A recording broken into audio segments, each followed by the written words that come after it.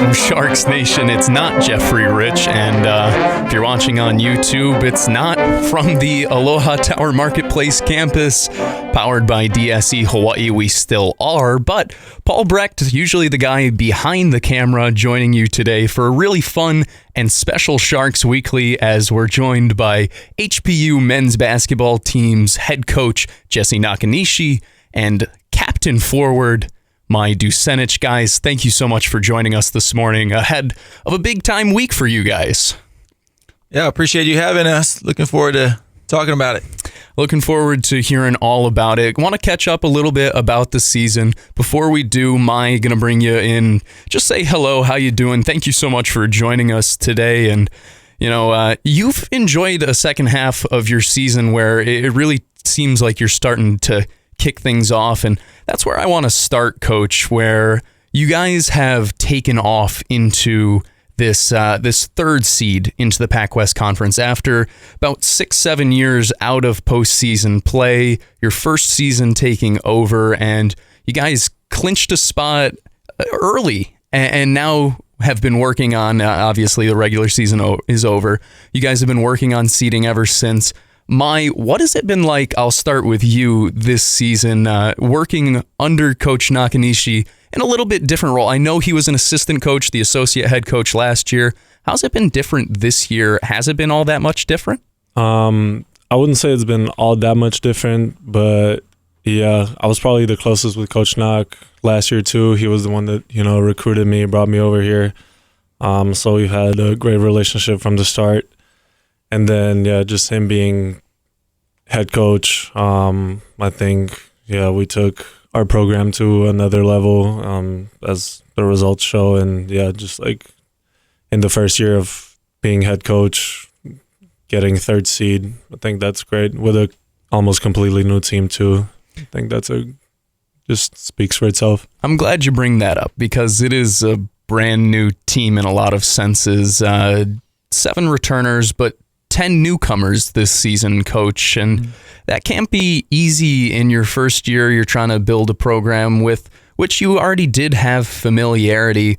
What made it easier? Was it guys like Mai and Melo Sanchez, your 2 captains this year, who came back, or is it just something about this mixture of guys that has been a good mix to start off your college head coaching career?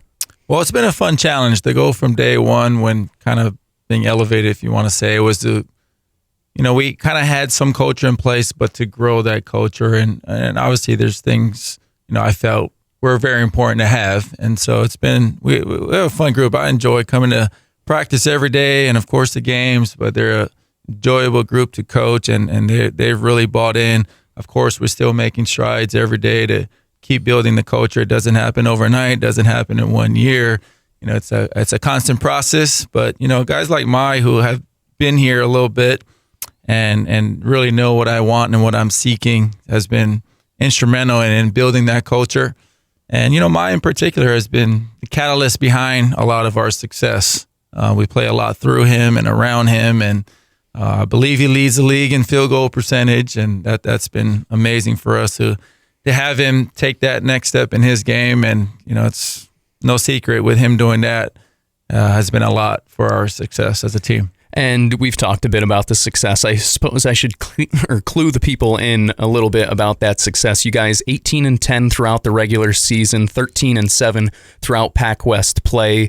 Mentioned it before, the number 3 seed heading into the conference tournament this week. You guys can listen to game number 1 here on these radio waves, 95.1 FM, AM 760, and HawaiiSportsRadio.com as the Sharks take on Azusa Pacific for the 3rd time this season. And that's something we'll get into later on today as well, the preseason PacWest favorites in Azusa Pacific, who you guys were able to sweep this year.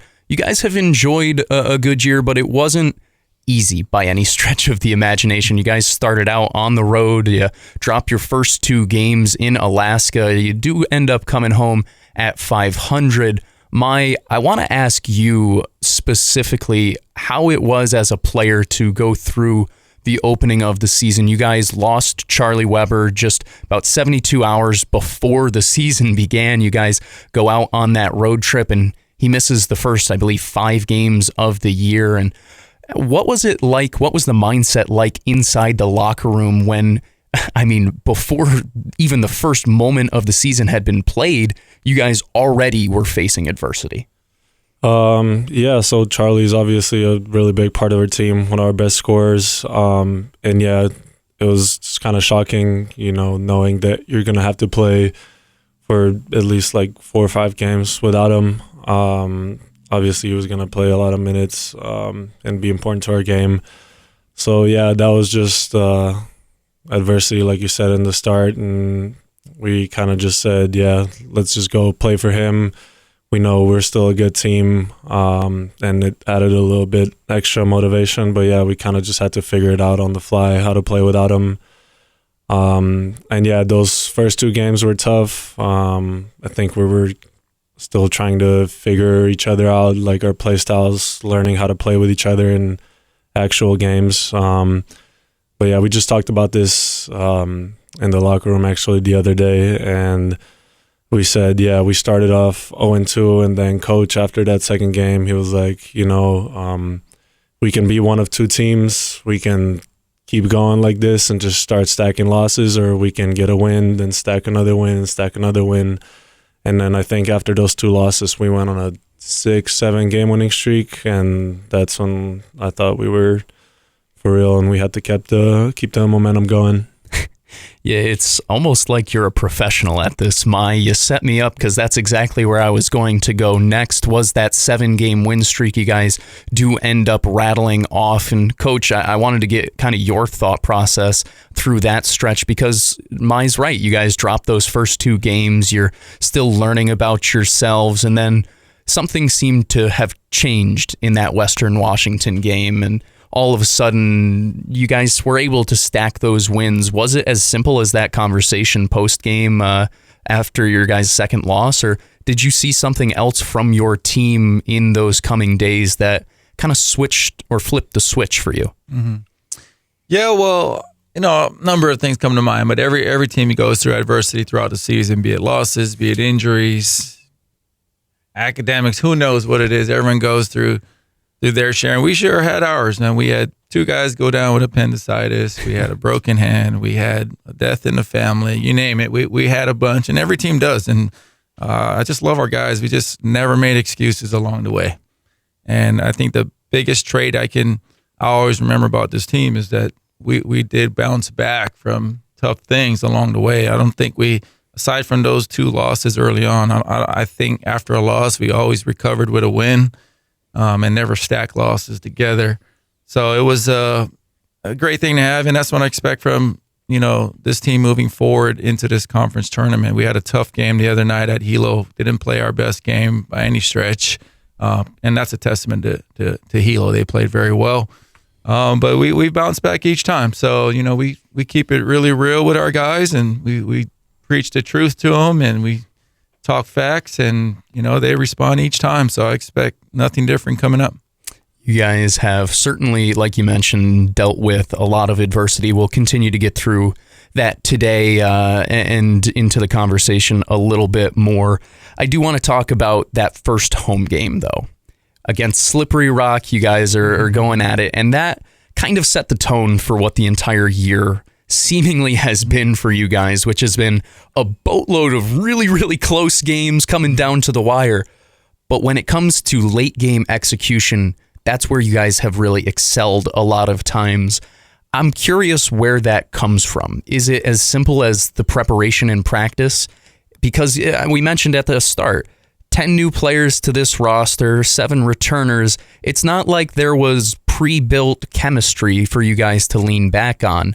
But all the way through, it seems that in late game situations, you guys have been able to take a step back, slow the heartbeat, and kind of execute. How do you attribute that to, or how do you explain that, I guess, is the best way to ask. You want this one, Mai? Sure, yeah, I'll take it. I think it's just the competitiveness in all of us. I think we're all really competitive as a group. We go at it at practice. Sometimes we get a little chippy at practice too. coach always talks about how competitive he is, and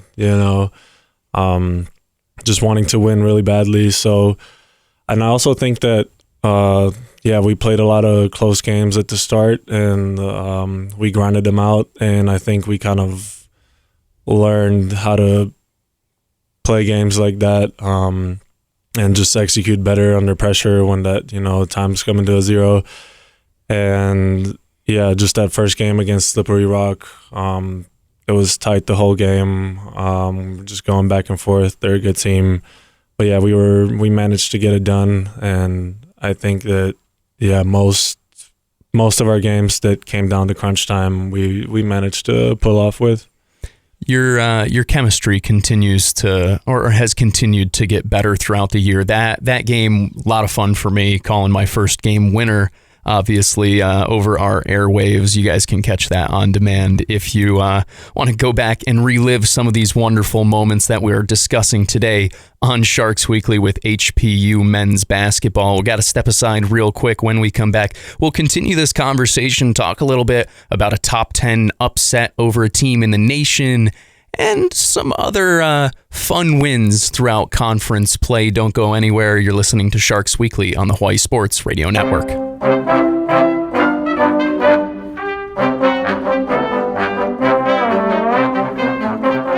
Back here with HPU men's basketball on Sharks Weekly ahead of their first round matchup against Azusa Pacific in the PacWest Conference Tournament. Jesse Nakanishi and Maj Dusanic joining me in studio as we're talking all about what has been a really fun first year under Coach Nakanishi, and started out talking a little bit about the adversity you guys faced in the beginning of the season. That adversity didn't necessarily go away in the middle of the season. You guys take on a top 10 team in the nation in Cal State San Bernardino. You guys end up upsetting them in your own holiday tournament.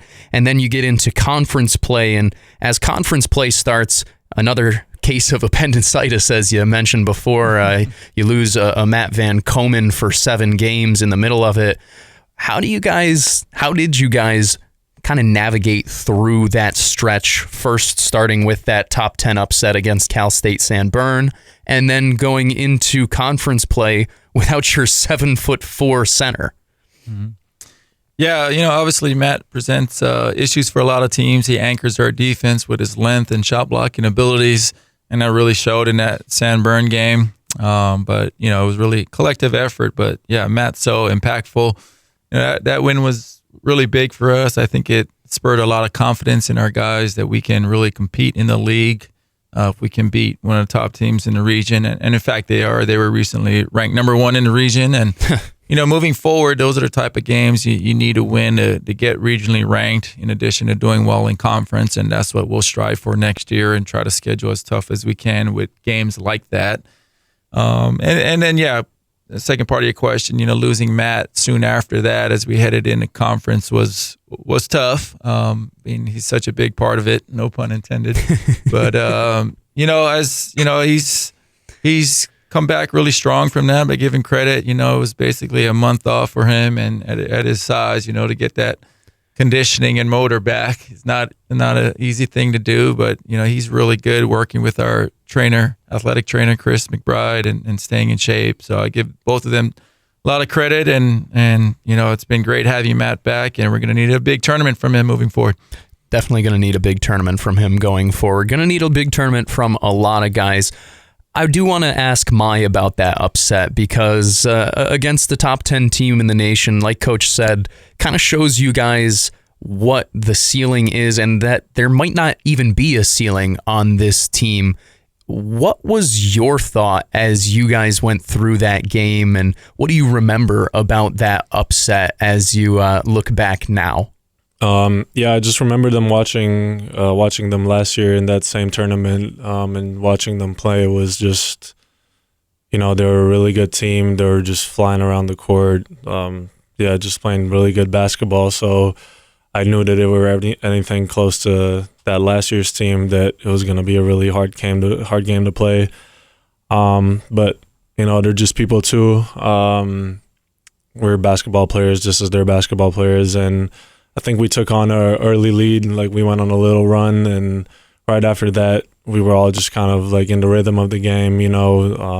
They threw a couple punches back, but I don't know, throughout the whole game, I just felt like we got this. Everybody, I think we're feeling confident just by taking on that early lead. We knew that we can definitely play with these guys, and we just didn't let go until the end of the game. So, yeah, that was a really big win, and it felt great getting a win over a top 10 team.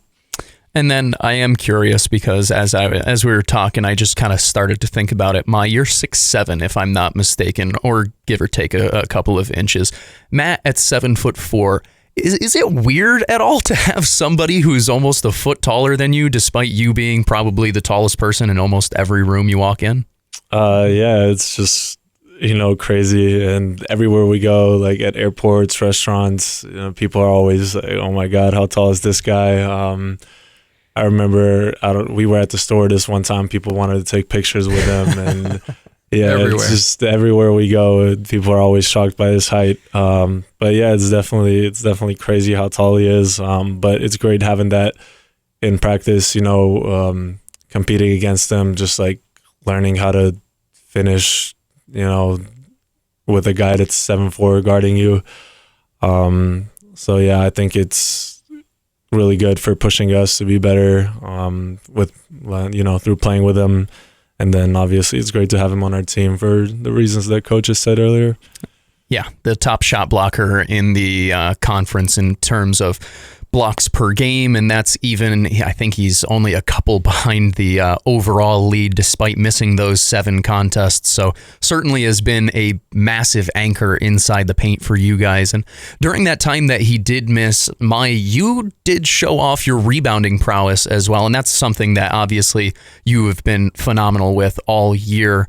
Is that something that it takes, do you take a ton of pride in that? Because it seems that, especially over this second half of the conference schedule, even on the offensive glass, you've picked up things, creating second chance opportunities. Is that something you've been trying to do, or is that just kind of part of your game and part of what you bring to this team? I think that's just been a part of my game, ever since I can remember. Just trying to rebound, trying to bring energy to the team, play hard. But yeah, I don't know. With Matt being gone, somebody had to fill that role. I think Matt averages like 7-8 rebounds. Even though he hasn't played a lot, he had to get back in rhythm, everything. But yeah, I think that's just always been part of my game, just trying to get extra possessions for guys, rebound on the defensive end. And yeah, it was hard because I was starting at the 4 spot when Matt was playing, and then Charlie got moved to the 4 spot. I got moved to the 5. So I was having to compete for rebounds, with guys that were usually a little bit taller, maybe bigger than me. But yeah, I think it's an effort thing. And yeah, sometimes you just gotta want it more than the other guys. And some games it'll go your way, some games it won't. But I think the end goal, and just the wish is always there. What do you think, Coach? Is that kind of what the mindset was in moving to the 5 when Matt went down? Yeah, it was more of a we had to, but also, I mean, for his versatility is probably one of his greatest strengths. I mean, defensively, especially, we feel comfortable if we need to switching 1 through 5. He can guard point guards and he can guard 5s, and so really, yeah, it was just like he said, rebounding's an effort thing. It's an IQ thing. It's taking angles. It's effort, and so we knew he could do it, and he has. So, like I said, we're really good when he's good. So it's a direct correlation. Has definitely been the case this season, as Mai has put up a bunch of double-doubles, especially you guys had one, and he had one on senior night against Chaminade. You mentioned the Hilo game that you guys played. I want to go back to the first Hilo game that you guys played, because that was a pretty emotional day for a lot of reasons for you guys, and I'm just hoping to get your feelings. Obviously, it was Cam's Helmets Day, which obviously a great cause, as always, giving out over 100 helmets. I think it was 150 helmets or so to local youth, so that we can prevent those head trauma-related tragedies in the future, but also you mentioned Nico losing his father. That's when he left the team, and that's kind of when you guys have really kicked it into gear once again in clinching that third seed. What have the emotions been like since that day on the inside for your guys' team? Yeah, I think all around, I mean, I'll talk about Nicola in a second, but just probably more proud of what we've done on the court is what we've done off the court for myself and this team, with all of the community services we've done with the 2 local schools in our community. These guys volunteer their time once a month going into 2 different schools. And, you know, we've done stuff for Maui and done stuff for Cam's Helmets. And these guys never complain. They like doing them. And I think it's a win-win situation. They love supporting us and just growing our brand and our place and roots in the community. So really proud of them for that. And that Cam's Helmet day is always a special one every year, where we can hand out those helmets and hopefully save a life or 2 or injury or 2. And then, yeah, you know, going through the adversity with Nicola, and still today I think about him every day. We text every few days. He's still going through a tough time, and we're all trying to be there for him, and yes, playing for him and having him in our thoughts and prayers and through our play. So yeah, it was a very emotional season. That was part of it for sure. And like, you know, like Hilo just went through it too. They had one of their players lose a family member. So it happens, and we just, that's life, and we're trying to help grow these young men, and that's something you use as to try to help them. So. And for you, what was it, or what has it been like for you as well, seeing Nicola kind of go through it, seeing a teammate go through it, especially as a captain trying to help lead your team through this tough time? How have you been able to deal with some of this adversity? And have you been able to kind of step away for a couple of moments for yourself? Yeah, obviously it was an awful situation that happened, and really we all just felt for Nicola. But I think that it brought us all much closer together. You know, moments like that, I think bring out that like camaraderie and just wanting to be there for each other, help each other out, talk about things. You know, mental health obviously plays a big part in being ready to play too. And yeah, we just tried to do everything that we could to help out Nicola. You know, I went over to his place that day, tried to help him pack up some stuff, you know, as he was going to the mainland to be with his family. But yeah, speaking the same language kind of helped too. You know, just maybe having like a sense of home away from home at least a little bit. Maybe that's what hopefully made it a little bit easier for him. But yeah, just a very tough situation that definitely put some perspective on life for all of us. And yeah, we just tried to help out as much as we could. Yeah, a lot of humbling moments throughout this season that you guys have, from my point of view, have taken in stride exceptionally well. Obviously, our thoughts, prayers, and aloha going out to Nico and his family as they continue to go through this tough time. Got to step aside for another break. When we come back, we'll talk a little bit more about you guys celebrating each other, senior day, what just came about against Chaminade, and now heading into the conference tournament as you guys still have eyes on the prize and a potential PacWest Tournament championship. We'll be right back on Sharks Weekly.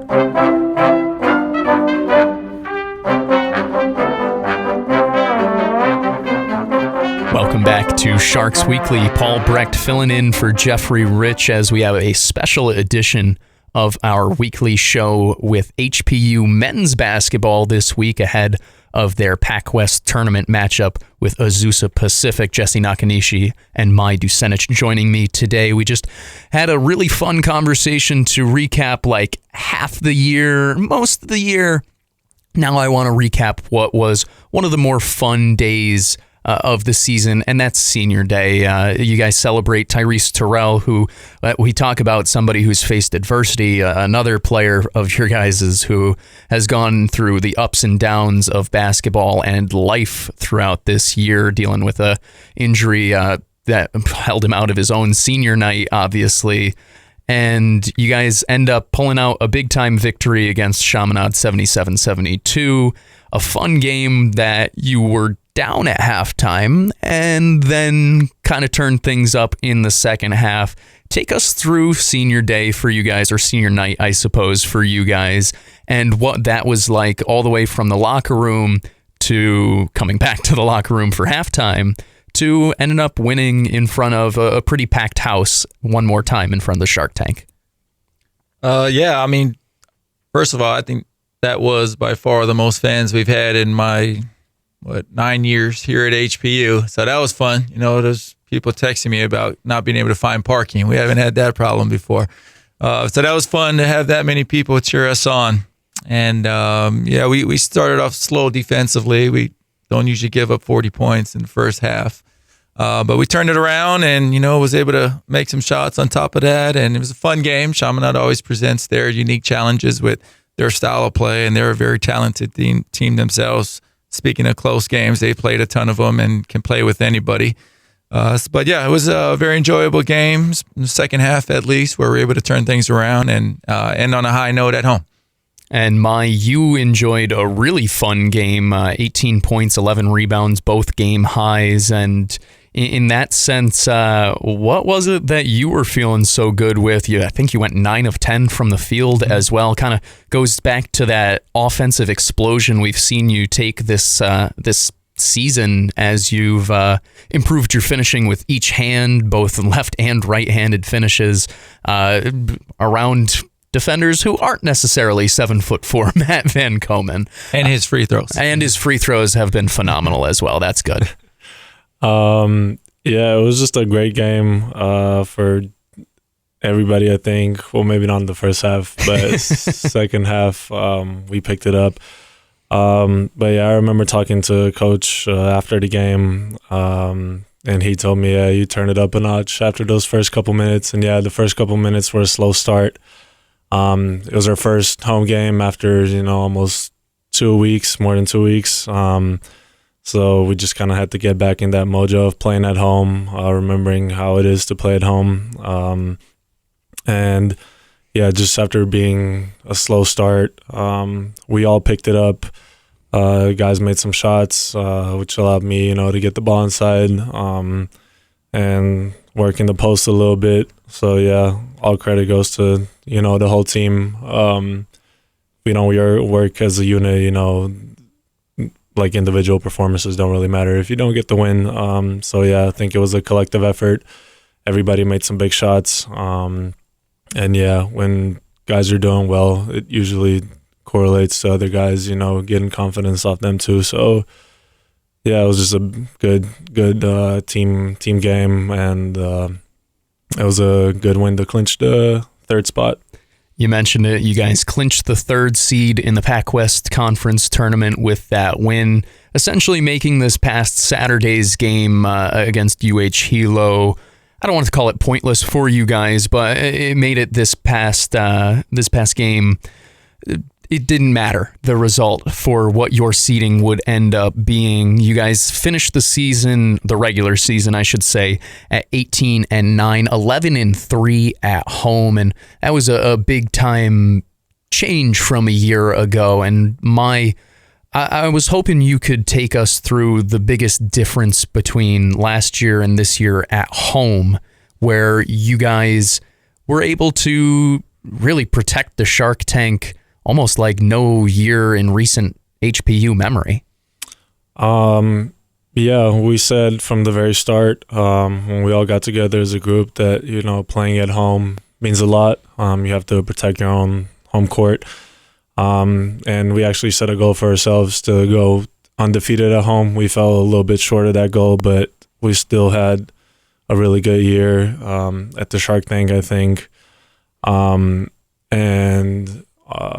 a lot of credit also goes to all the fans. I think that all of our home games had really good attendance from fans. They were cheering us on. A couple games when we had all the kids from the elementary schools that we work with too.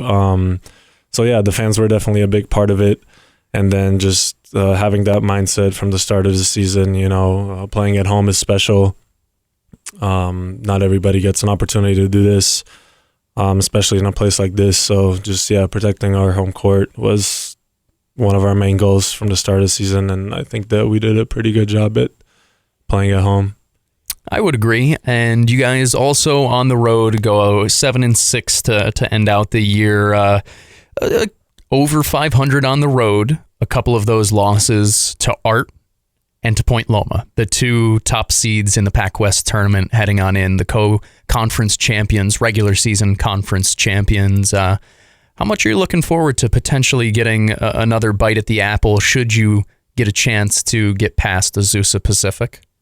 Yeah, absolutely. To be the champ, to be the best, you got to beat the best. So we're excited. Hopefully we can, starting with Azusa, they're a really good team. They present challenges as well with bigs that can shoot and, high pressure guards and one of the best players in the league in Ken West. So we got to play our best game to get by that one.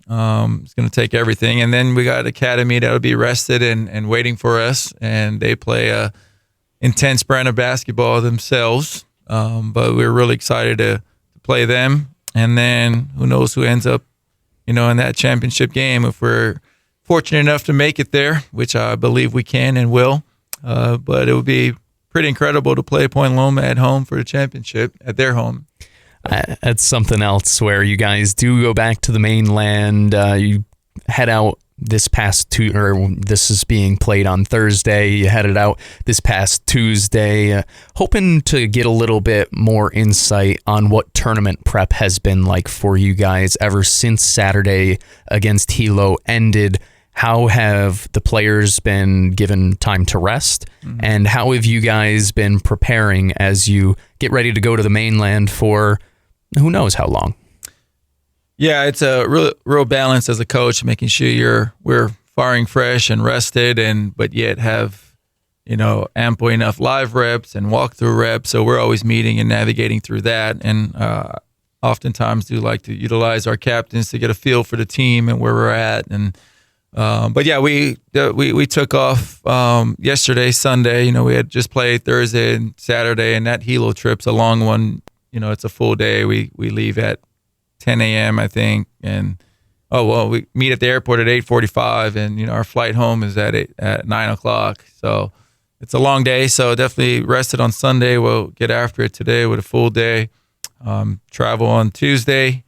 Have a short one at Point Loma. We only allowed an hour there, so we'll walk through at a high school gym for an hour on top of that, and then we play early. The men's portion of the tournament is played before the women's this year, so. And we have the first game of the tournament, so it's at 12:30 Pacific time, 10:30 Hawaii time. So it's quick turnarounds, but not a lot of prep. But being that we just played Azusa recently, it's beneficial for us, and we have a pretty good feel. But we'll definitely have our tweaks and wrinkles that we'll need to add into it. So we'll go over that today, and a lot of film sessions with the team coming up. And we'll talk a little bit more about Azusa Pacific and the PacWest Conference Championships coming on up when we return to Sharks Weekly. Don't go too far.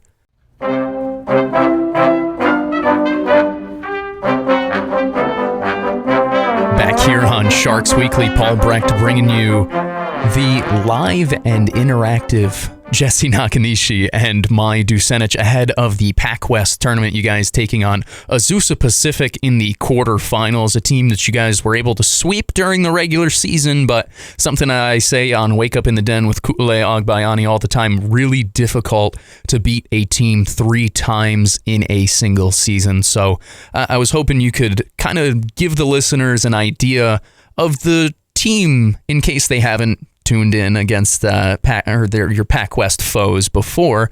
What do they need to expect? You mentioned Ken West before, preseason PacWest Player of the Year, and what are some of the challenges that he specifically poses to your team?